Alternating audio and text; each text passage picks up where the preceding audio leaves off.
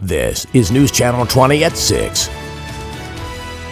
Good evening, I'm Stacey Skryzak. And I'm John Rieger. Tonight, local law enforcement says there are too many unsolved homicides in the area, and now they have a plan to change that. Crime Stoppers announced today it's upping the reward to $5,000 for any tips that lead to arrests on homicides. News Channel 20's Brendan Cullerton is live from the Springfield Police Department to break down the plan for us. How does it work?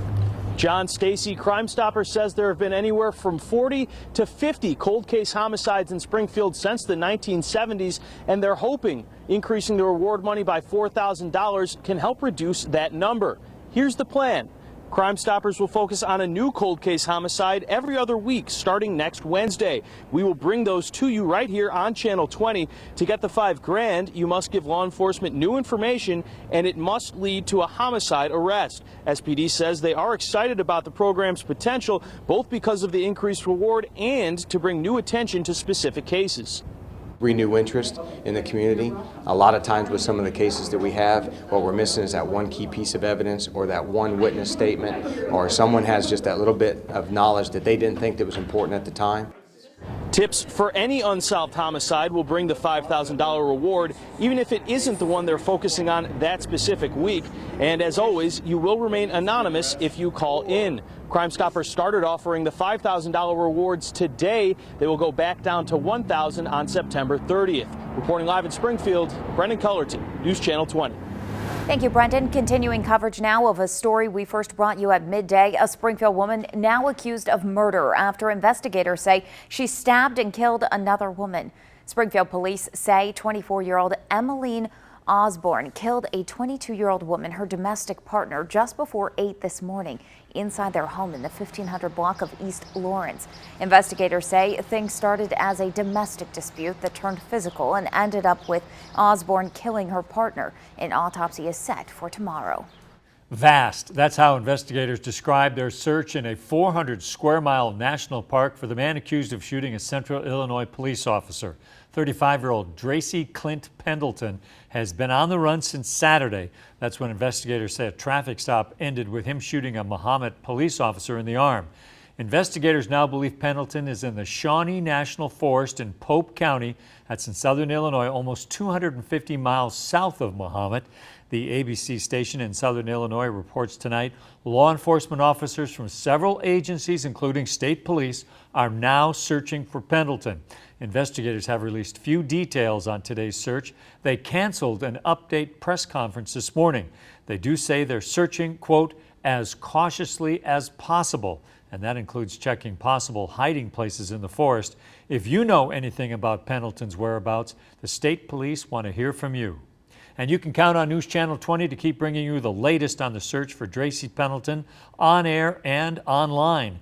That includes our website, newschannel20.com, and our social media pages. Now continuing coverage from a story we told you about at 5, a plan that would change how school districts receive state money clearing the state Senate earlier this evening. News Channel 20 State House reporter live at the State House, Jordan Abadea, now with the plan's sponsor to talk about what's next.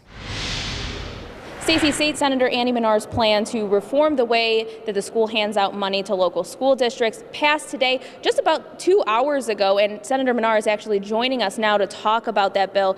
You've been a champion of this subject for a long time now. Why is this so important to you? Because we have the worst system in the country. I see it in my district. I see it in all parts of the state. It requires what I think should be wholesale change and reform when it comes to schools.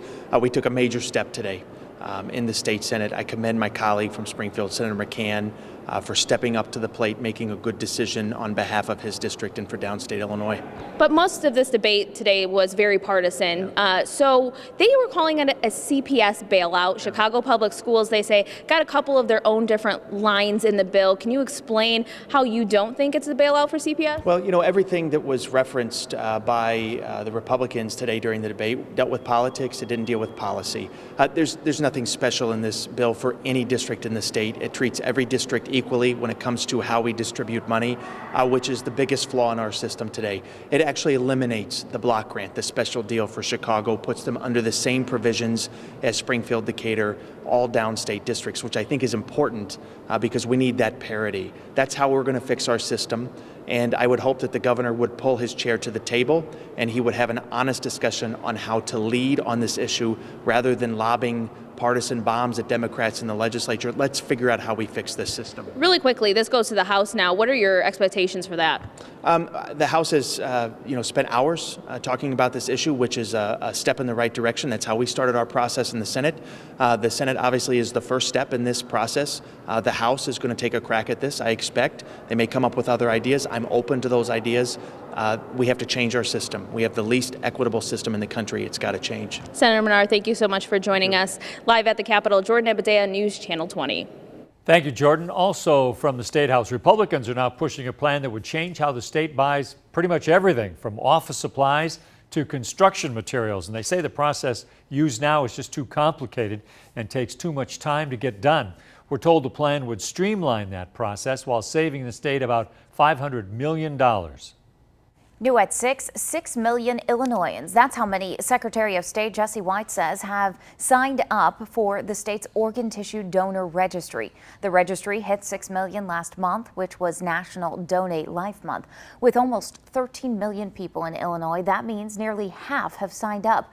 We're told about 300 people die in Illinois each year waiting for a transplant. And to sign up for the organ tissue donor program, just head to our website, newschannel20.com. We are now a little more than a month away from hitting the one-year mark with no state budget in Illinois. And tonight at 10 o'clock, with the end of session just a few weeks away, News Channel 20 State House reporter Jordan Abadea goes one-on-one with the top lawmakers in the House of Representatives. What Speaker Michael Madigan and Minority Leader Jim Durkin say needs to happen to get a budget done. Today's weather's been relatively quiet. We've been seeing a mix of clouds and sunshine, and the area is reporting some showers and storms. Well, those showers and storms have been few and far between, but we're still monitoring a storm system that's looming well to our west, and that system still has the potential to bring us some nasty thunderstorms. Now, at least for the time being, not a whole lot of activity out there. The little cluster of thunderstorms that we've been monitoring near the city of Sullivan have now weakened since they crossed over Interstate 57, but we're still seeing some pretty good downpours for places like East Oakland, back over towards Morgan. If they stay intact, they will eventually be impacting the city of Paris as well. But aside from that, we're tracking this storm system still draped across the nation's midsection. It will slowly be pulling off towards the east, and with that, it will be bringing some nasty weather, I think, by late in the day tomorrow. In the meantime, though, at least for tonight, not looking too bad. Maybe a stray shower is still possible. For the most part, though, looking at partly to mostly cloudy skies for tonight. That will not be the case, though, by tomorrow, as we are under a marginal to slight risk for severe weather on Wednesday. We'll talk more about the timing as to when these thunderstorms will be set to arrive in central Illinois. I'll have your complete forecast coming up in just a couple minutes. You can count on News Channel 20 to have the very latest weather forecast. Find them anytime online at newschannel20.com. You can also like us on Facebook and follow us on Twitter. In your community, it's a special honor tonight for a teacher in Springfield School District 186. District 186 Educator of the Year is Lane Zimmers, Lincoln Magnet School. You heard it, Lane Zimmers, a teacher at Lincoln Magnet School, was named the Horace Mann Educator of the Year today. Zimmers has taught 6th grade history there since 2010 and previously taught at Grant Middle School.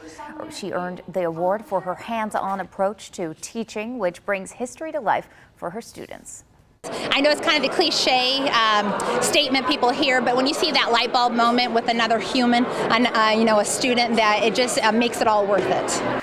Horace Mann has given the Educator of the Year award each year since 1988. Happening this Saturday, it's a chance for you to take part in a national campaign to help the hungry. Here's how it works. You leave a sturdy bag of non-perishable food items near your mailbox on Saturday. A letter carrier will then pick up the food and take it to a local food bank. That includes the Central Illinois Food Bank.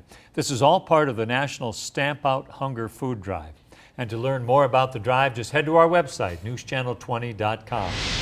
Still ahead, our special series on what you should do if a tornado touches down continues. Tonight, the steps you should take if you're out shopping.